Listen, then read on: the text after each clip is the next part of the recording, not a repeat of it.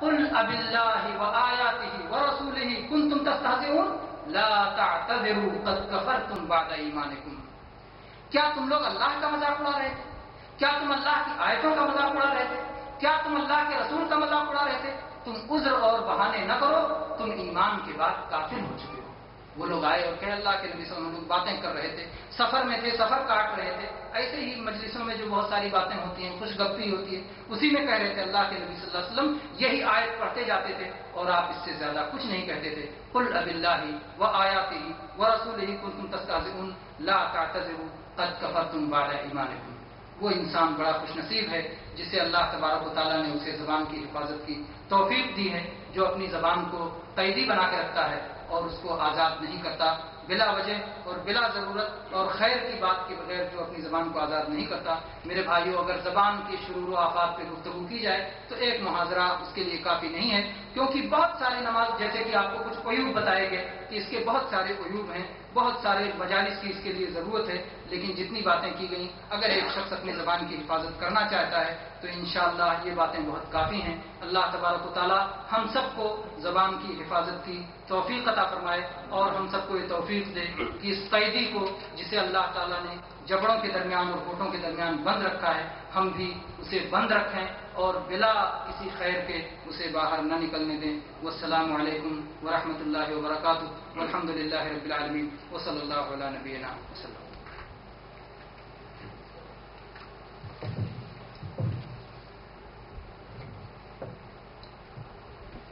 اللہ تعالیٰ مخصوص کو جزائے خیر دے. اپنے موضوع کی خوب وضاحت کی. آئیے اب اس موضوع سے چند سوال کرتے ہیں. جو صحیح جواب جانتا ہے ہاتھ اٹھائیں. جس کا جواب صحیح رہے گا انشاءاللہ ان کو انعام سے نوازا جائے گا. کہ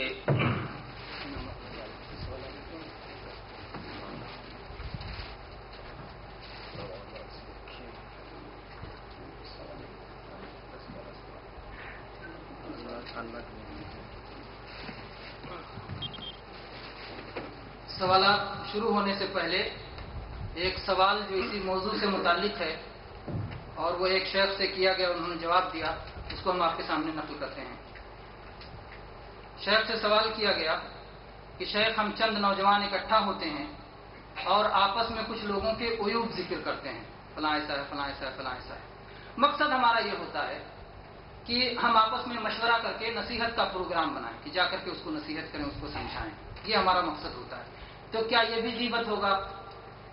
شیخ نے جواب دیا، پہلے تو دعا دی ان نوجوانوں کو، کہا اللہ آپ کو رحم کرے. اور مسلمانوں کی اصلاح اور رہنمائی کا جو آپ کے اندر جذبہ ہے یہ بڑا قابل قدر ہے. لیکن آپ یاد رکھیں کہ غیبت یہ حرام ہے اور اس کو اگر جائز کہا جائے گا تو کسی ضرورت کی بنا پر. اور اصول فقہ کا یہ مشہور قاعدہ ہے، ما ابیح للحاجہ یقدر بقدرہا، کہ جو کسی ضرورت کی بنا پر جائز قرار دیا گیا ہو تو اسے ضرورت کے مطابق ہی استعمال کرنا ہوگا، ضرورت سے زیادہ اس کا استعمال نہیں کر سکتے. چنانچہ اسے مثال سے سمجھیں. اگر